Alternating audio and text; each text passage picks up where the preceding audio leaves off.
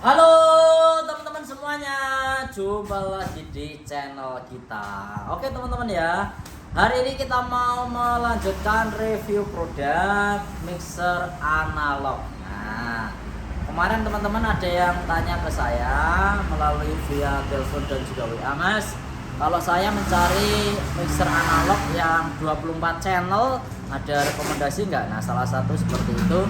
Di sini kita punya produk salah satu dari Paslab yang memiliki input 24 channel full mono. Ini adalah salah satu mixer analog yang harganya terjangkau, tapi untuk kualitas dan juga fiturnya sudah bisa teman-teman digunakan untuk live hajatan khususnya. Dan mixer ini sudah banyak yang membuktikan, sudah banyak yang menggunakan di berbagai daerah, khususnya untuk live hajatan seperti dangdutan, terus elektronan, terus campur sarian, terus juga hadruan seperti itu. Dan produk dari Paslab Live 24 ini sudah bisa dikatakan standar untuk kualitas suaranya. Oke, langsung aja sekarang teman-teman ya, kita akan review bagaimana fitur dan juga keunggulan dari mixer Paslab Live 24. Sesuai dengan tipenya, mixer ini memiliki 1 sampai dengan 24 channel input full mono. Yang dimana teman-teman nanti kualitas mic preamp dari Paslab Live 12 sendiri sudah bisa dikatakan standar untuk kualitas live hajatan. Makanya di sini nanti kita akan buktikan kepada teman-teman, kita akan review bagaimana kualitasnya, khususnya penggemar Paslab sendiri banyak sekali yang penasaran dengan kualitas dari mixer Paslab Live 24. Oke, langsung aja sekarang kita coba ya. Ini saya pakai channel nomor 3. Ini mute-nya sekarang kita buka. Tes 1 2. Nah, ini biar suara saya lebih keras. Ini langsung saya coba ke mixernya langsung. Oke, di sini saya pakai nomor 3 dengan posisi flat. Nah, ini belum kita tambahkan apapun. Di sini masih kita flat. Langsung saja ya. Sekarang kita akan review apa saja fitur dan juga kelebihan di mixer Paslab Live 24 ini. Oke, yang pertama kita urut dulu dari yang atas. Nah, ini dari yang atas di sini kok ada tombol-tombol, ini buat apa, Mas? Nah, ini adalah salah satu tombol Phantom 48 volt yang dimana fungsinya kita nanti bisa mengirimkan tegangan 48 volt ke komponen yang kita gunakan. Contohnya apa? Contohnya mikrofon seperti ini. Ini contohnya mikrofon jenis kondenser. Kalau kita menggunakan jenis kondenser, pasti kita membutuhkan Phantom 48 volt.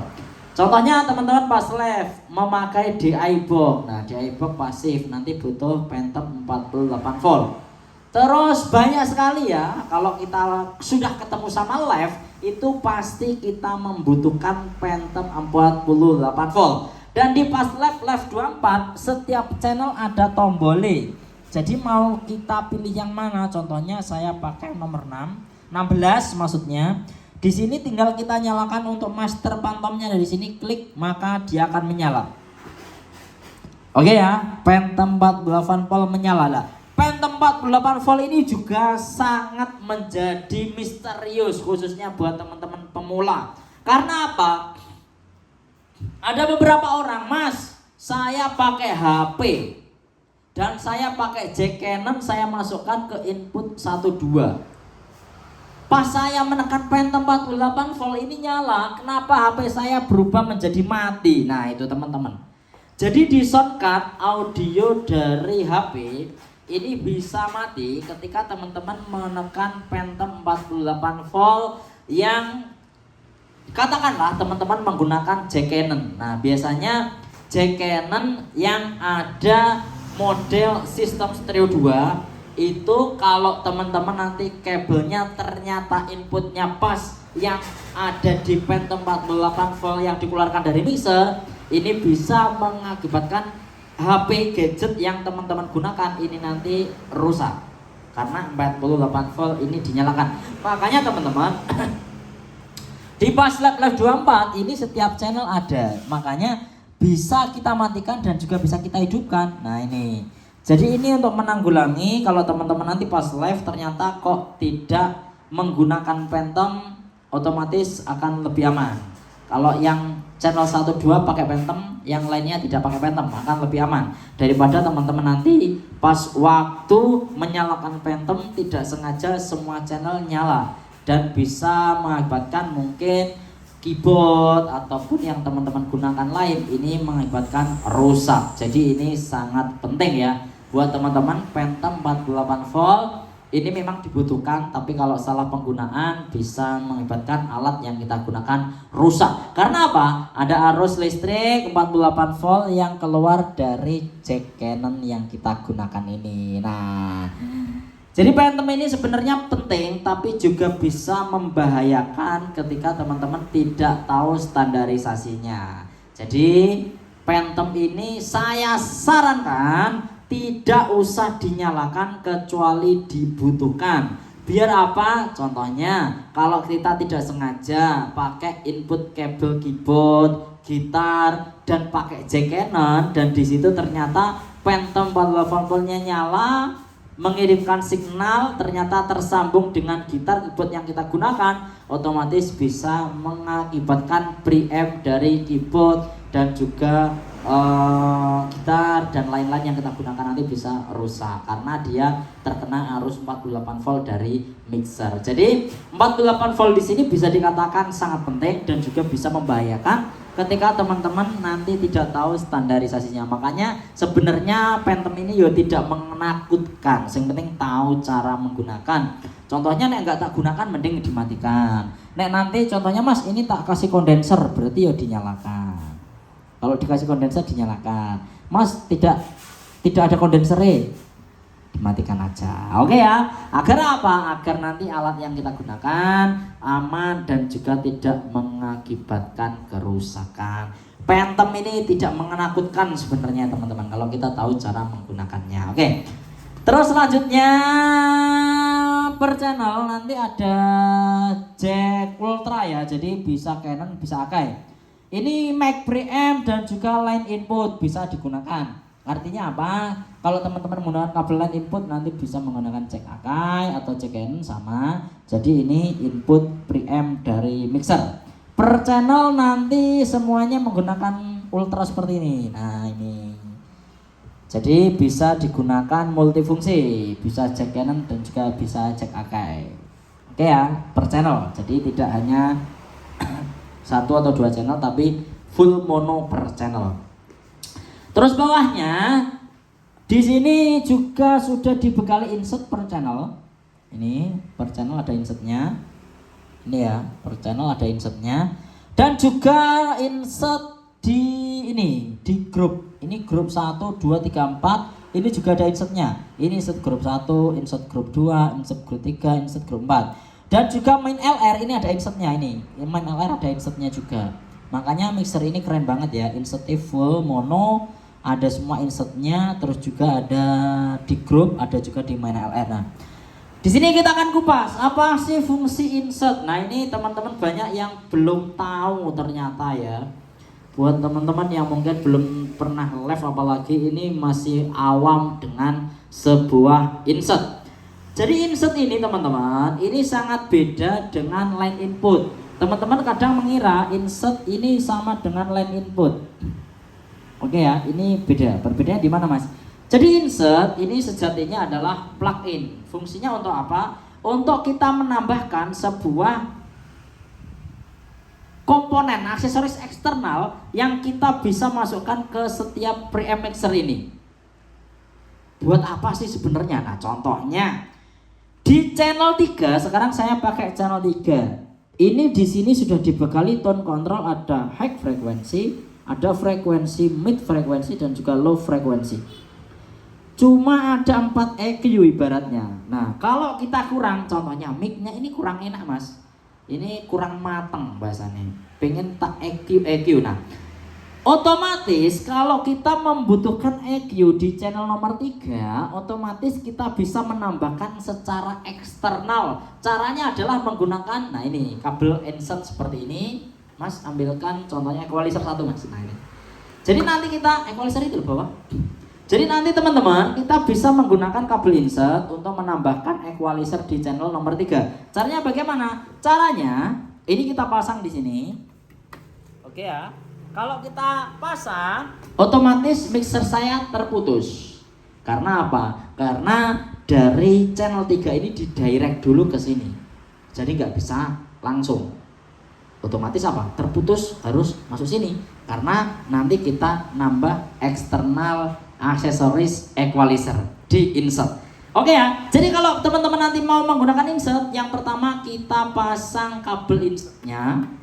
Yang kedua, teman-teman nanti nyari dulu input atau outputnya. Jadi di insert ini ada input sama output. Caranya gini, nah ini. Kalau bunyi berarti ini input. Kalau tidak bunyi berarti output. Oke ya, ini input. Ini output. Nah, untuk input ini kita masukkan ke sini. Nah, kalau input, ini input ya. Berarti kalau input itu kita masukkan ke output. Oke ya. Kalau input dimasukkan ke output. Lalu inputnya ini output dari mixer, ini kita masukkan ke sini. Nah, itu toh caranya. Berarti apa? Berarti kita sudah menggunakan ke channel nomor 2. Nah, ini ya, channel nomor 2 ini channel 1.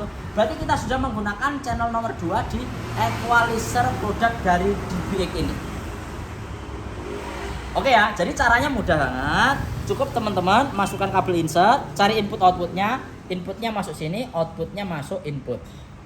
Oke ya, sekarang kita lepas lagi ya. Nah, itu teman-teman. Otomatis apa? Kalau kita sudah pakai insert, otomatis kita tadi sudah pakai insert di sini, ini akan bisa digunakan di channel nomor 3. Ingat, hanya channel nomor 3. Kalau kita insert di nomor 3, berarti ini fungsinya cuma di nomor 3 tok, nggak berlaku di 2, 1 dan lain-lain. Hanya ada ataupun berlaku di nomor 3. Jadi kita sudah melakukan insert ini di channel nomor 3 lah. Fungsinya buat apa? Yaitu tadi contohnya kalau kita mau potong frekuensi, mau menaikkan frekuensi, nanti bisa diatur di sini. Fungsinya buat apa sih? Agar mateng, mic-nya ini lebih mantap karena kita EQ di equalizer eksternal. Itulah fungsi insert. Atau juga teman-teman, contohnya Mas, aku main LR-nya mau tak insert equalizer. Juga bisa. Jadi teman-teman tinggal masukkan, contohnya kalau yang L ini mau tak insert tinggal dimasukkan ke sini. Jelek. Otomatis apa? Di main LR sudah kita insert. Berarti kita bisa main EQ di main LR-nya. Ini di channel R. Contohnya, Mas ini channel L tak EQ di sini. Channel R tak EQ di sini. Bisa. Channel L tak EQ di sini, channel R tak EQ di sini. Bisa. Inilah fungsi dari insert. Terus apa lagi Mas yang bisa dimasukkan insert? Banyak. Contohnya kompres. Nah ini. Lepas Mas, kompresnya diambil. Nah ini, contohnya di sini ada kompres limit. Nah, yang bawah Mas, yang ini. Bawah lagi. Nah ini. Contohnya di sini ada DBX, produk dari DBX. Nah ini Mas mau tak kasih kompres atau limit. Ini ya pakai kompres atau limit. Lah ini kita pasang di sini. Tadi inputnya, di sini outputnya. Jadi ini 2 channel juga ya.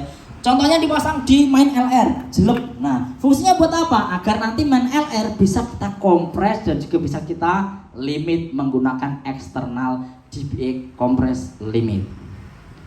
Oke ya, jadi banyak sekali fungsinya insert di sini. Jadi semua barang-barang ataupun aksesoris eksternal yang bisa kita masukkan ke insert nanti itu akan sangat membantu. Jadi contohnya kalau main LR ini biasanya teman-teman diinserti kompres atau equalizer. Kalau grup ini biasanya equalizer sih. Kalau grup, gue nge-Q biar lebih matang. Terus kalau di sini channel ini bisa insert equalizer, bisa reverb, bisa berbagai macam apapun. Intinya adalah preamp biar terbantu sama eksternal aksesoris, suaranya biar jos. Itulah insert. Jadi insert sama input ini beda. Oke, lanjut ya. Insert sudah kita bahas. Selanjutnya Di channel nanti semuanya sudah ada kompres, fungsinya untuk membatasi. Jadi kalau kita batasi kayak gini, mau kita gas, ini juga tidak akan terlalu keras. Beda kalau ini posisi seperti ini, kita buka kompresnya, otomatis akan, nah ini akan lebih keras seperti itu. Jadi kompres juga sangat dibutuhkan. Kalau teman-teman pas hadruan, pas durare mas kencang, dikompres lewat sini, otomatis dia akan lebih tidak over ketika yang menutup atau nabuh bass duror itu keras, duar tetap terkompres sama mixernya. Jadi setiap channel ini juga sudah dibekali dengan kompres. Terus juga ada low cut ya atau bass pass filter. Fungsinya untuk memotong 100 Hz. Kalau kita klik ini terpotong 100 Hz. Jadi low-nya hilang. Kalau kita lepas, nah ini low-nya ada. Kalau kita klik low-nya hilang. Ini fungsi dari high pass filter atau low cut. Bahasanya nek wong kene lokat, di lokat mas, lokat 100 Hz. Ini motong 100 Hz. Oh ya maaf ini gain, ini tadi gain ya teman-teman ya. Kompresnya di sini, ini lokat, ini gain input. Jadi gain input kalau dinyalakan naik, otomatis buka. Gainnya semakin mic preamp nanti semakin keras. Ini gain. Terus ada lagi tone controlnya, ada high frequency, terus ada frekuensi. Nah di sini teman-teman ya, ini teman-teman kadang ya isih rada bingung ini. Ini high frequency berarti treble bahasanya, tinggu naikkan high. Tes, ini high naik. Ini ya agak feedback. Terus kalau ini mid frekuensi, ini frekuensi, ini nggak bisa digunakan ketika ataupun tidak berfungsi ketika mid ini tidak teman-teman aktifkan atau dinaik atau turunkan. Nah fungsinya buat apa? Contohnya ya, ini posisi saya flat, ini kompres tak buka dikit biar lebih keras. Oke ya, ini gainnya tak naikkan dikit. Tes 1 2, tes 1 2, tes 1 2. Oke ya, di sini feedback saya tes 1 2, tes 1 2, tes 1 2, tes 1 2. Nah, di sini jelas feedback ya. Lah, di sini contohnya saya terjadi feedback, Mas. Ini kayaknya di frekuensi high. Nah, tak dengarkan versi high yang feedback.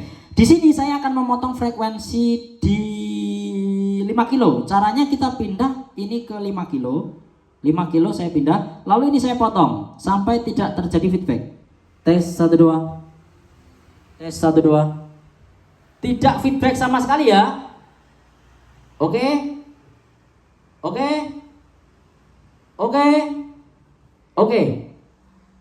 Jadi ini sudah saya potong, tidak feedback sama sekali.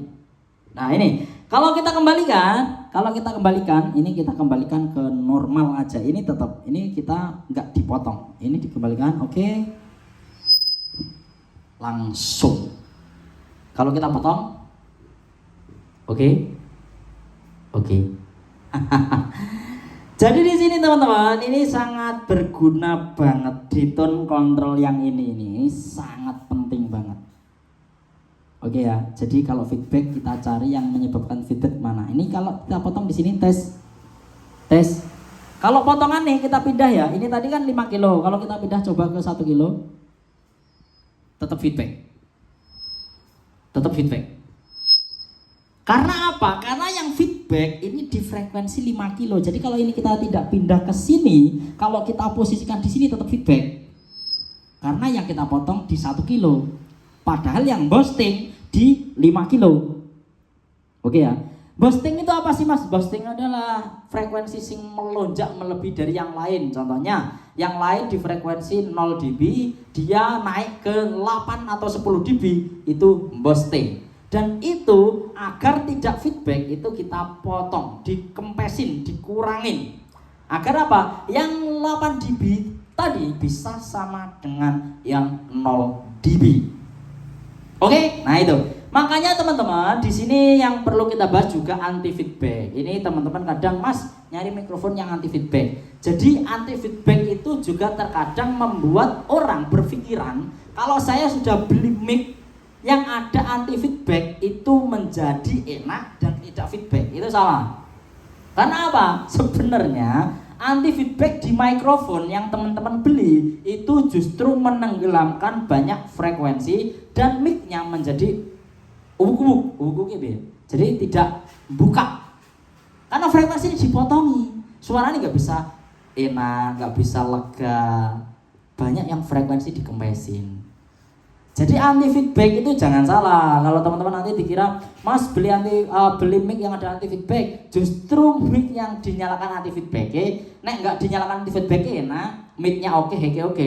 Dinyalakan anti feedback, mic-nya hilang, hack-nya hilang, tinggal ngeluh buku-buku kayak gitu. Lah terus sebenarnya feedback itu penyebabnya apa sih Mas? Nah, jadi feedback yang menyebabkan seperti yang sudah saya jelaskan tadi, ketika ada lonjakan lebih dari 5 dan bahkan lebih dari 10 dB, itu tak pastikan feedback. Yang lain 0 dB, lainnya 3 dB sampai 4 dB itu mesti feedback. Apalagi kalau 5 sampai dengan 10 dB lah. Caranya adalah dikurangi yang lonjak tadi loh. Jadi contohnya ini tadi frekuensi di 5 kilo ini melonjak, makanya ini saya potong. Kalau ini tak 0, ini langsung feedback 0. Ini 0. Oke ya. Langsung nging. Ini. Tapi kalau saya potong, belas ora. Jadi sebenarnya feedback itu penyebabnya adalah kelebihan frekuensi bolak-balik. Jadi ya, sebenarnya teman-teman tahu sebenarnya didengerin nih. Oh, iki sing feedback itu frekuensi tinggi nih, high 10 kilo 5 kilo kita potong. Oh ini yang feedback low-nya. Teman-teman pasti pernah ya pas bicara tiba-tiba nguk. Jadi bukan nging tapi nguk kayak gitu. Nah itu low frekuensinya dia yang boosting. Jadi perlu kita turunin. Jadi di mixer kalau saya sendiri lebih suka menurunkan frekuensi, memotong daripada saya menaikkan. Saya mungkin teman-teman punya trik lain. Kalau saya lebih saya potong. Setelah saya potong baru nanti gain saya naikkan. Itu kemungkinan akan lebih keras dan juga preamp akan lebih tanggap daripada kita naikkan frekuensinya justru malah feedback. Jadi kalau saya kurang setuju banget kalau teman-teman mixing tiba-tiba langsung ini. Nah ada kadang itu orang beli mixer langsung ini kompresi dimengenekin, diginiin. Wah ini parah ini. Jadi pahamnya mereka sebuah mixer itu cuma bisa dinaikkan basse, treble, middle. Itu beberapa orang kalau beli mixer langsung dinaikkan pol, lone, mite, high. Bingung saya ini. Padahal sejatinya mixer adalah untuk memix semua alat yang kita gunakan, jadi untuk menyatukan semua alat yang kita gunakan dan juga untuk menyamaratakan. Makanya menyamaratakannya saya lebih sayang tak potongi baru nanti kita naikkan, tidak kita boostingi. Biasanya sing mari feedback ya boosting itu teman-teman. Jadi kalau teman-teman mikir sudah boosting, kok ini kok malah tak naikkan. Contohnya ini boosting, ini tadi was feedback, ini kok tak naikkan, tambah ngeri feedbacknya. Ini loh, nah, parah, di telinga sakit. Itu teman-teman ya, jadi dipotong, jangan dinaikkan. Oke ya, ini tentang tone control yang ada di Live 24. Ini semoga membantu teman-teman. Terus ada auxiliary itu untuk berbagi, namanya berbagi, auxiliary. Jadi yang 1 2 ini auxiliary bisa di post fader atau pre fader.